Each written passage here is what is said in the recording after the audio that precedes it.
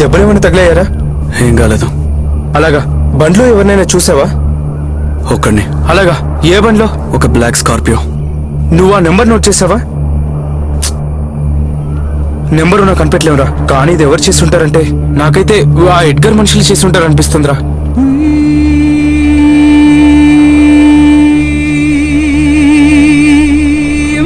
వాడు కాదు.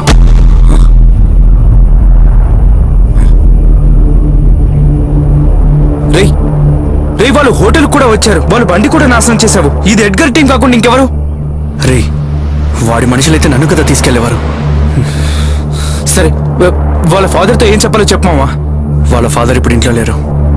ఆయన వచ్చేవరకు ఉండమని చెప్పింది. మేము లోపలికి కొద్దిసేపటికి దియాన్ని తీసుకెళ్ళిపోయారు. రేయ్, భయంగా ఉంది, మనం పోలీసుల దగ్గరకు వెళ్దాం రా, పద.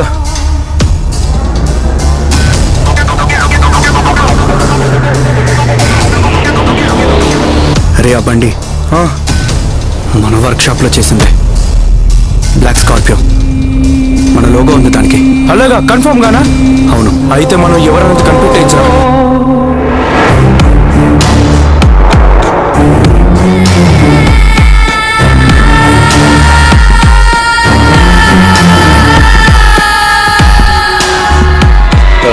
నమస్తే సార్.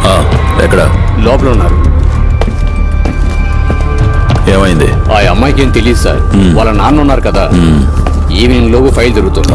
మీరేం కంగారు పడకండి.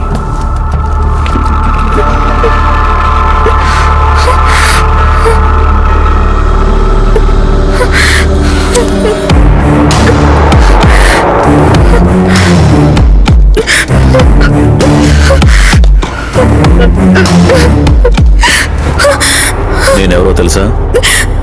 పోలీస్. నాకు కావాల్సింది దొరికితే నిన్ను వదిలేస్తా.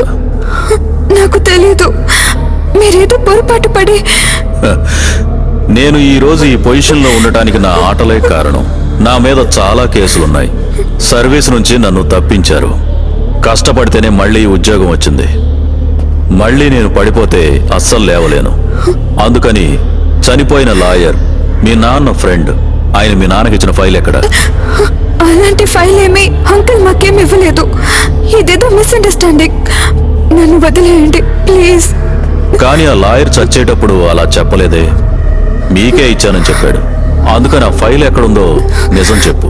నీకు తెలియకపోతే మీ నాన్నకు తెలిసే ఉంటుంది. ఆయన్ని అడుగుతాను. ఆయన ఎక్కడ? కిందున్నారు సార్. వీళ్ళిద్దరిని ఒక దగ్గర ఉంచు. అలాగే సార్. దీన్ని ఇక్కడ నుంచి మార్చేయి. సరే సార్.